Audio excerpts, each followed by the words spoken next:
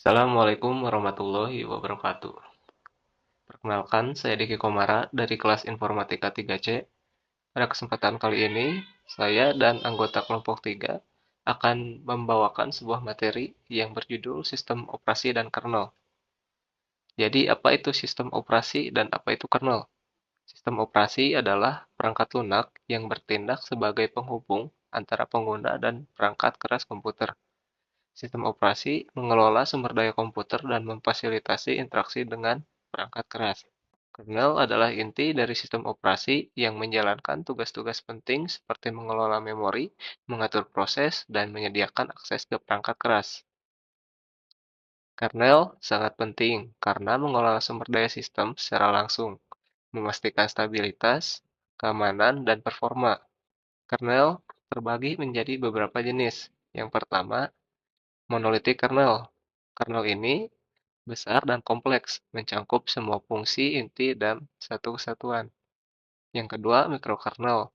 Menjaga kernel tetap minimalis, hanya dengan fungsi esensial seperti komunikasi antar proses. Yang ketiga, nanokernel.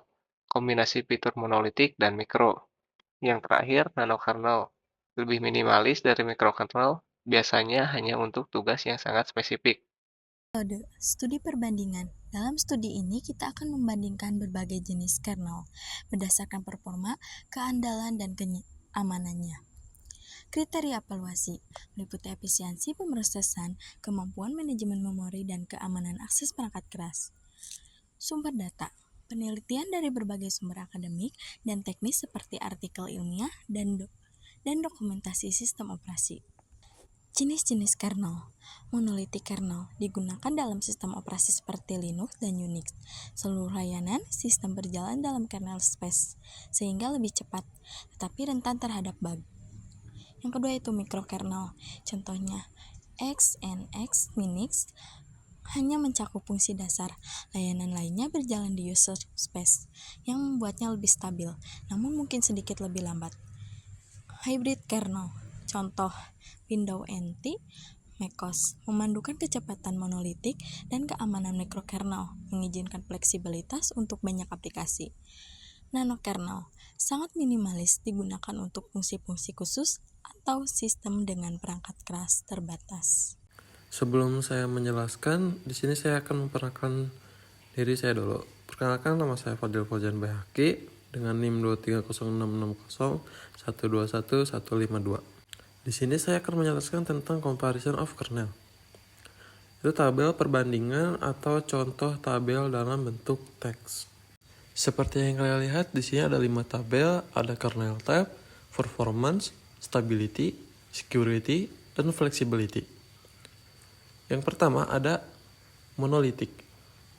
Monolitik mempunyai performa yang tinggi, stabilitas yang rendah, security yang rendah, dan flexibility yang rendah. Dan yang kedua ada mikrokernel. Mikrokernel mempunyai performa sedang, stabilitas tinggi, security tinggi, flexibility tinggi. Yang ketiga ada hybrid.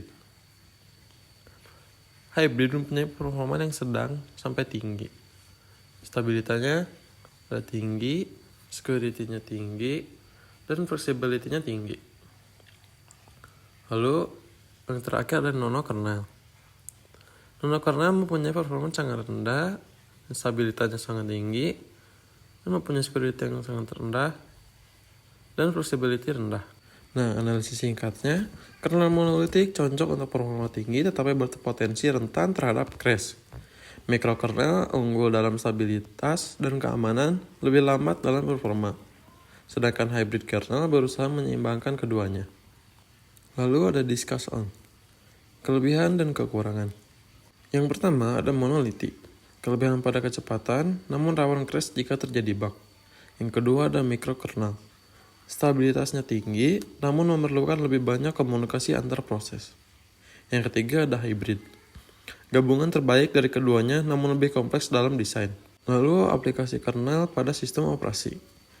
Ada Linux atau monolitik, macOS atau hybrid, QNX atau mikrokernel. Pemilihan kernel sangat bergantung pada tujuan operasi sistem, misalnya kecepatan untuk desktop atau stabilitas untuk server. Assalamualaikum warahmatullahi wabarakatuh. Perkenalkan, nama saya Giri Alvino Adua. Saya berasal dari kelas Informatika 3C dan saya berasal dari kelompok 3. Di sini ada kesimpulan. Kesimpulan dari setiap jenis kernel memiliki kekuatan dan kelemahan sendiri yang sesuai untuk kebutuhan tertentu. Monolitik untuk kecepatan, mikrokernel untuk stabilitas, hybrid untuk fleksibilitas, dan pengembangan masa depan, dan tren pengembangan kernel menuju ke arah hybrid untuk keseimbangan optimal. Dan ada juga potensi pengembangan kernel yang dioptimalkan untuk IoT atau lingkungan virtual. Ya, di sini ada referensi. Referensi buku, jurnal, atau situs resmi yang relevan seperti Operating System Concept by Silbercage et al., dokumentasi kernel Linux di kernel orang, studi tentang KNX, dan Minix dari jurnal akademik. Baik, sekian presentasi dari kelompok kami. Mohon maaf bila ada kata kurang lebihnya. Wassalamualaikum warahmatullahi wabarakatuh.